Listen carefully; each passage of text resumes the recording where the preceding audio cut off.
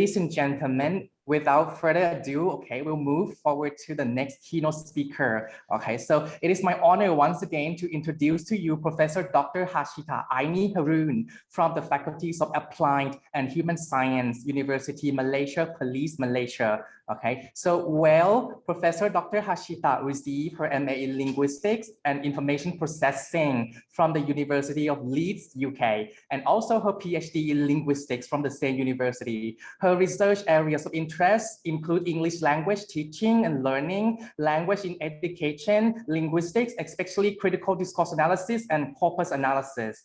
And she also published numerous research articles, chapters in book, and proceedings. And she also received many awards for the best presenter and best paper from the symposium and conference globally. So ladies and gentlemen, please give a warm welcome to our keynote speaker, Professor Dr. Harshita Aini Haroon, who will give us a talk entitled Post-Pandemic Formal Learning, Keeping the Ecosystem in Check Through Research.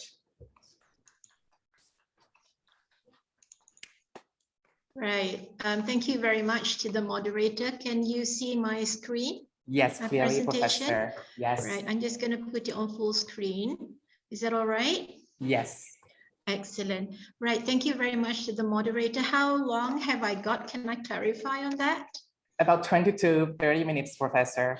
All right. Okay. You can just butt in and say time to stop Right. when it's time to stop.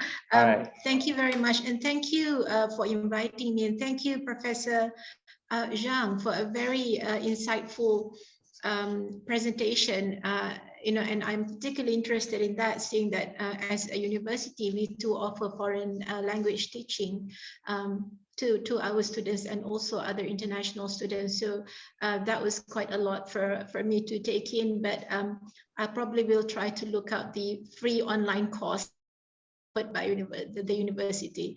At the same time, we also empathize with the people in Shanghai and also Professor Zhang, and we hope that the situation will get better soon, and we'll pray for the global recovery. My topic today is entitled Post-Pandemic Formal Learning, Keeping the Ecosystem in Check Through Research. Now, I talk based on my experience. I'm currently the Director for Strategy and Quality Management of my university.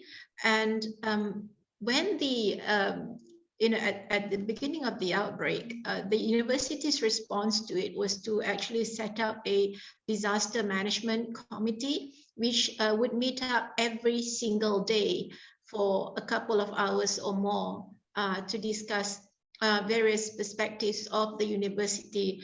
Obviously, a lot was happening, and we needed to talk about it and to come up with measures. So as we all know, I will not dwell so much on this, but obviously, at the beginning, there was a lot of fear and there was a chaotic situation. We had 13,000 students on campus. What do we do with them? Parents were calling us up and saying, let them come home. We were worried of letting them go in case they started a chain of, clusters, if you like, and being at the beginning or at the top end of the cluster was very highly stigmatized as well. So it was very difficult.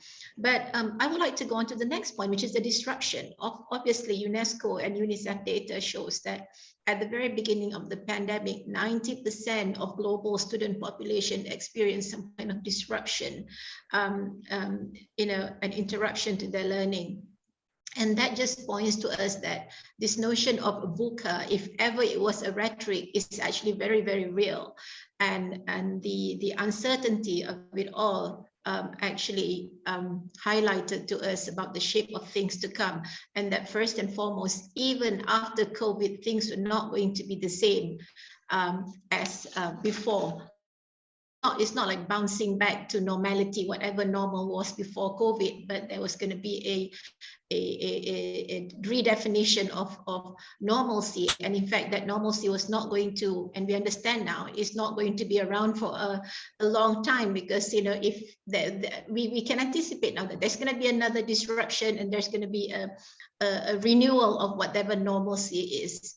Now, within the scope of education, obviously we know there's impact to formal learning, and primarily, first of all, people were not prepared. People did not know that, you know, the extent to which learning was going to be affected, or formal learning was going to be affected. And I think, to be fair, some people thought this is a 1 month, 2 month, 3 month, at the most 6 month thing, and then it's going to go, and then we're just going to, you know, get back to continue with whatever that we were doing 6 months ago.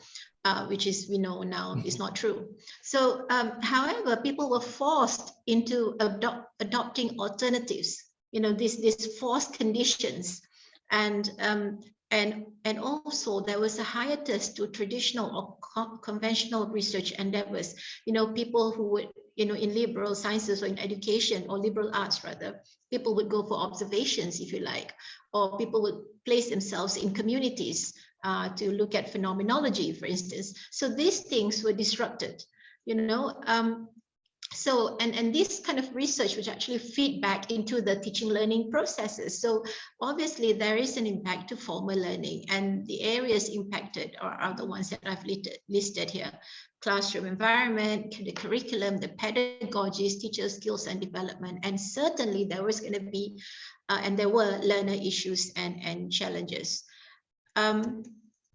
Now, however, I think most importantly, research has shown that reports has shown that the pandemic, the consequences of the pandemic, and even educational responses to the pandemic have also threatened the achievement of the SDGs.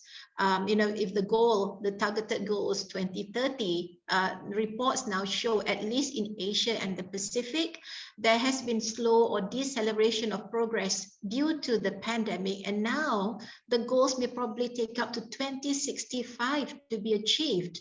You know, I may not even be alive then, you know, but one thing's for sure, I'm going to be retired already by that time. So, you know, but the point here is 2030 to 2065, there's a 30-year gap of you know, achievement there.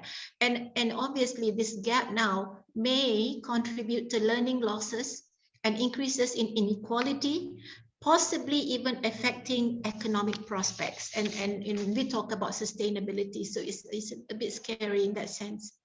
So how do we move on? Now, reports, the very same reports tell us that the 2030 agenda actually provides the most comprehensive roadmap for recovery, albeit 30 years you know, extended, if you like. And the report actually talks about, you know, to be more resilient, to be equitable, inclusive, education systems must transform. And leveraging technology is key there. And also building on innovations, and you can move on or later refer to this report. Now, I would like to propose that in order to do this, it has to be done through research, and we have listened to Professor Fisher earlier about the importance of research in informing us on how to move on. We've got to have data in order to know how to actually move on, you know. So I put here a few points on why research is important here. Obviously, unprecedented changes, things that we have not actually gone through before in our lifetimes, they require evidence for further effective action.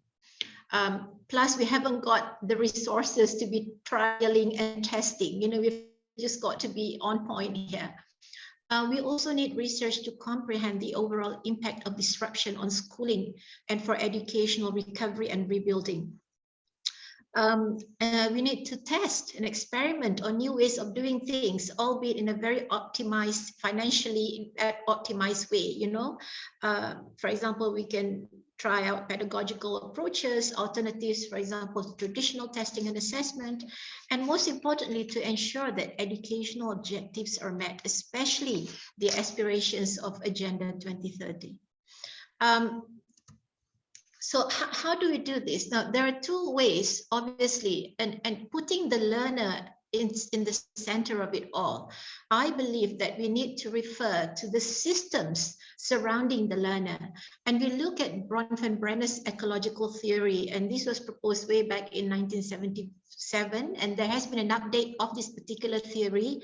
But I think I prefer this one because it looks at the whole system rather than the bioecological model in 1994, which focuses on the immediate environment.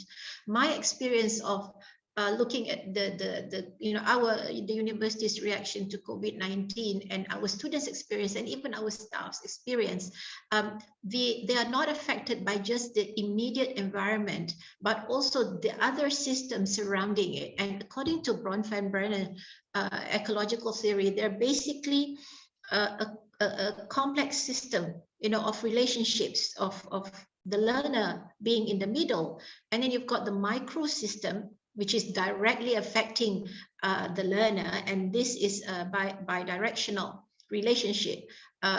What happens in the micro system can affect the learner, and likewise the other way around. And then beyond that, you've got the meso system, which is the interaction between players in the micro system. And then you've got the exosystem, which is external to the other two, which does not actually affect the learner directly, but will have some kind of indirect influence. And then you've got the macro system, which comprises of the cultural elements, the socioeconomic status of the country, the community, how the government reacts to COVID-19, the poverty level of, and the sort. And of course, the most and the outer ring is the chrono system, which talks about time transitions, if you like, normal time transitions, or even non-normative ones. And then you've got, on the other hand, the Agenda 2030, and I refer here to the Education for Sustainable Development, because under Education for Sustainable Development for 2030, which is under Agenda 2030, it talks about putting attention to 5 particular priority action areas. And in order to empower learners with knowledge, with skills, with values and attitude to take informed decisions and make responsible actions for environmental integrity, economic viability, and a just society, basically sustainability. I remember Professor Zhang earlier talks about trying to make university students or students as global citizens, and this is basically it, making them into global citizens, being aware of issues around them. And in order for that to happen, 5 things or 5 areas must be given focus. The policies, the learning environments, the educators, the learners themselves, the youths, and also the local level actions, which means the communities around that particular environment, the industry, if you're talking about university or schools, around that particular environment. Now, my argument is, both have got to be given attention now, because the issues actually come at various systems or various levels. You've got the issue at the student level, the home level, the political level, economic level, time, and at the same time we need to be ensuring that we are focusing or giving focus on these 5 action areas to reach ESD 2030 or 2065, if you like now, given what's happening. So we move on. So how do we keep the ecosystem in check through research? I propose the focus being given on 2 broad areas. First of all, is actually looking at aspects in formal learning, and the other one is actually the research approaches themselves that we've got to be revisiting. Aspects in formal learning will, refer to what do we do about the classrooms, what do we do about the co-curricular activities, or even the curriculums. What about the learning resources? What do we do about community involvement and engagement, stakeholder collaboration and engagement? And in order to be giving focus on research on this, or to arrive at a optimal or effective learning regarding these aspects, we need to be doing some research. And in order to do those research, we need to know what those issues are. Okay, and of course the approaches we need to look at, can we be doing the same kind of research that we are doing, the same research approaches as before, or has COVID-19 provided us with opportunities to broaden our horizon and open up the research perspectives and redefine what we call research, for instance. Yeah. So let me just focus on what happened, just to give a few examples during the pandemic within the ecosystems, or for each ecosystem. For example, these are examples that are we have seen, and I think a lot of us have also experienced. Within the microsystem, of course, we've got the learner at the central, and we know as learners ourselves the kind of dilemma that we went through during COVID-19, and we saw that Ajan, what your learners experienced, etc. But within the microsystem as well, first of all, schooling dates change, the semester dates change. That affects the learners. Family work conditions, suddenly everyone is huddled together. It's okay if you have a big house. What happens if you have a small house? What happens if you have limited infrastructure? Okay, friendship dynamics change. Teacher expectations change. Expectations of the teacher also changes by the top management. You should be doing more, apparently, now that you're online, that you haven't got to be physically moving about, which is not true. Okay, schedules and routines change. Learning conditions change. How does that affect the learner? How does that affect the learner? At the mesosystem level, what happens to the relationship between school and parents? What happens? Now parents, once upon a time, parents send their children to school, and therefore it's the job of the school to be doing all this teaching. Now the learners are at home, so whose job it is now? So this dynamic has actually changed. What about the home learning environment? There's a relationship there that changes the learning. Teacher-parent relationship, what happens there? At the exosystem, household incomes change. Household incomes change. A student that was comfortable before is no longer comfortable now, right? Government policies change. The government mandates, school terms, financial support. The government simply hasn't got enough money to be supporting everything under the sun. So what happens now? Livelihood. Some parents went off work, did not have any work. Some students experience being COVID orphans. The whole dynamics of the family changes. So what happens to the learner, right? And then you've got the macro system. Macro system referring to the education system itself. The views on the government's decision. People are talking, learners are listening to people talking about, oh, we shouldn't have had a lockdown, or the lockdown should have just been a short time. Why are we experiencing another lockdown? Or there must be some conspiracy, and all that. And then geographical location, which also affects the infrastructure, for instance, internet connectivity. How does that affect the student? And of course, the chronosystem. At the chronosystem level, we're talking about the long lockdown period, or intermittent lockdowns, or transition to the new school year, or changing family income. How does that affect the students? And we have seen, for all the examples that I've mentioned here, and I can bet you my bottom dollar, each one of us must have experienced for our students, must have seen some of these examples in our students. And the argument here is that those must be taken into account to design learning forward. But of course, in order to do that, research is important. Research is important because the systematic investigation into the situation will provide us with a sound basis to move forward. So what I'm going to do next is basically to just, I'm very aware of the time constraint, but let me just go through examples of research responses for formal learning that we can actually start to work on. For example, I'm going to give you issues here. The need for schools and colleges to be better prepared for future crises. This is what Dr. Fisher mentioned earlier. Yes, we're done with COVID-19, but we're not done with uncertainty. We are not done with uncertainty. So I think that should be first and foremost in terms of policies, in thinking, for example, how much research funding should we be giving for teaching learning environment? We already saw with COVID-19, the hiatus, how long teaching and learning, formal teaching and learning actually stopped, and what kind of effect happened. Now, do we want to have a repeat of that? same old, or do we want to learn from that? And in order to learn from that, we've got to run a systematic investigation into this on how teaching and learning could actually be improved to result in a policy. Similarly, how do you design curricula to allow for certain times?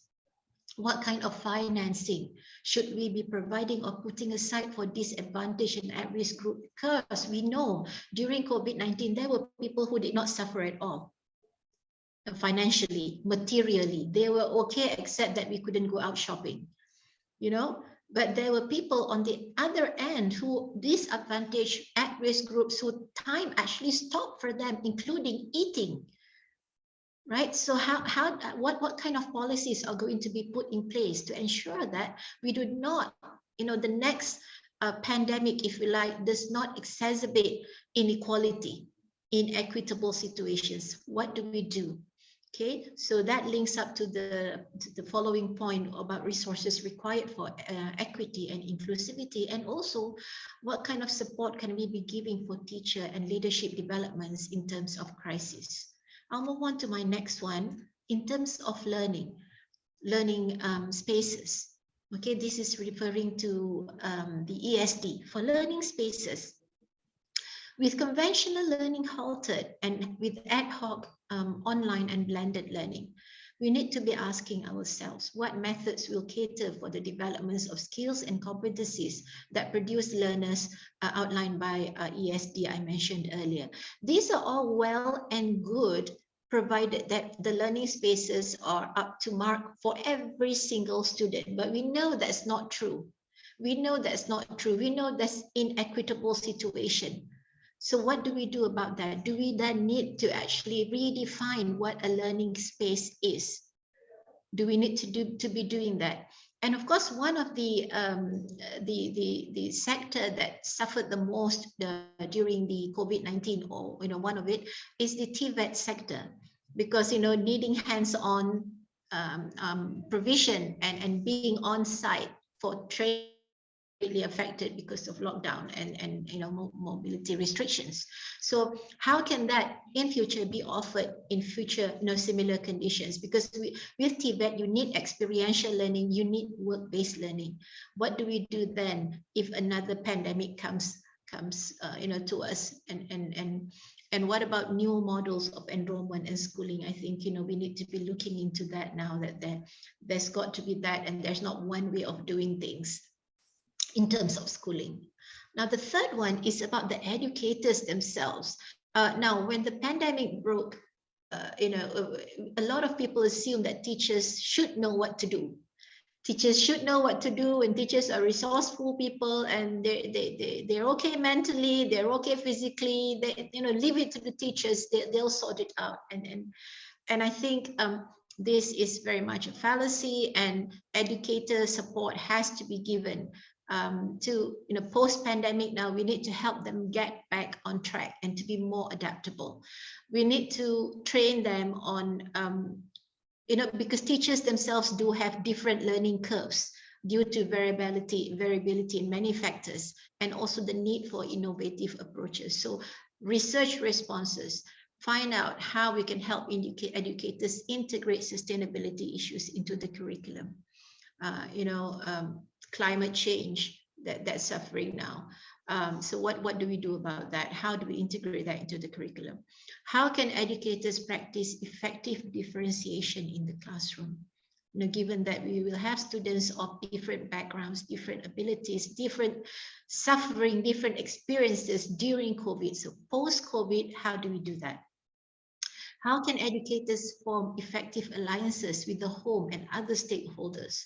And how can we help teachers engage in research practices to inform pedagogies? So this is doing participatory action research. How can we do that? Because when with the outbreak of COVID-19, a lot of research was quickly done with immediate results, mostly scientific matters, but with liberal arts, with education, it needs time, and I think time has to be given to research on education and its environments. The fourth one is about the youths themselves. First of all, we need to actually be focusing on research in empowering youth and their role in sustainable development goals, right? They're not just going to be recipients, but they need to take the lead in addressing sustainable issues. Now, how do we do that? How do we address unfinished learning due to little or no access to technology? There are students we know that has suffered 2 years behind, 1 year behind. And just because they had online learning, I cannot be confident that they actually learned. Right? So I do not know if, you know, teachers say, okay, I had 20 minutes of online learning, so therefore they learned. That's very scary. This is very scary conclusion to make, I think. So we need to actually be looking into this. What programs can help students to catch up? And I think another one that's often been missed out is how can we raise back students' self-esteem, especially the ones who suffered greatly during COVID-19 in terms of their learning, in terms of family income, in terms of, you know, livelihoods. And especially if they go to school or if they can see other students who have not suffered as much as they have, you know, so self-esteem is destroyed or is affected. So how can we actually raise the self-esteem? And finally, in terms of the ESD, is the stakeholders. Given the issues within the complex systems that we have in, you know, the Brenner's model, how can we engage, or how can schools and educational institutions band together to form active networks that can leverage on one another in preparation for future crisis situations? I do not think that we can, you know, work in isolation anymore. Schools are schools, industries are industries, you know, corporate sectors on their own, etc. So it's got to be together now. But how can that be? What kind of model of implementation can work best? What kind of infrastructural and financial support should be prioritized, especially for low-income groups? Because obviously we cannot be giving them the fish, right? We've got to be giving them the rod as well. But how do you do it? How do we do it effectively? And what collaborative engagement, and with whom? And with whom I'm talking about communities of practices, will result in sustainable development. So these suggestions of research responses come from issues across the systems that we have looked at. And we cannot just, you know, like I said, we cannot afford trialing and, you know, error. You know, we need to come up with, we need to conduct research, we need to find out what's going on the ground. And I remember Professor Fisher mentioned earlier, it doesn't matter if the research is done at a local level, but because we need to know what's going on. We need to know what's going on in order to help them, right? Now that's in terms of the formal learning itself. And my last slide is actually on the research. On the research itself, the research considerations that we've got to be thinking about. Can we go on doing the same kind of research and engaging in the same research approaches and techniques that we've been doing before COVID-19, right? You know, maybe we need to be looking at new techniques versus the traditional ones that we have been working on.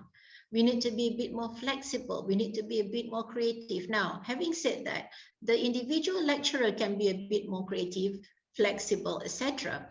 But if the granting bodies, you know, bodies providing grants are not flexible enough, then that's going to be a problem, because my research proposal is never going to be good enough because I'm not following the conventional method.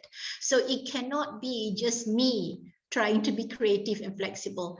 The bigger institutions have got to, or the grant awarding bodies have got to also realize that post-pandemic, different kinds of research approaches are possible, and they've got to acknowledge this and give room for this. There's a lot of data around, big data, multiple sources and resources that we can actually work on.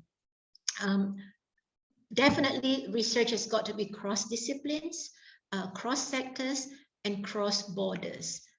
Definitely, because we've got to be learning from each other, and we've got to be comparing what people are doing in order to speed up the learning, if you like. And we've got to be rethinking ethics. but at the same time, maintaining the rigor that has to be in whenever we conduct research, in order, for reliability and the integrity of the findings, if you like. So that actually wraps up my sharing with you, if you like, and thank you very much. So thank you so much, thank you so much, Professor Dr. Harshita Aini Haroon, for your thought-provoking presentations. Okay, and your talk left us many questions that we need to answer, right? And it also reflects our current situation happening in our country as well. So I think we have a few minutes for comments and questions. All participants here, if you like, okay, you can type your comments and questions in the chat box, okay, or you can turn on your microphone to speak as well. Okay, so basically, I do agree with Professor Harshita in a sense that we have to conduct research, right, in order to answer the question that we have, and also we need to move forward in terms of we need to do the research as class, disciplines, right, and sectors, right? Okay, so let me ask for your opinion first. Okay, so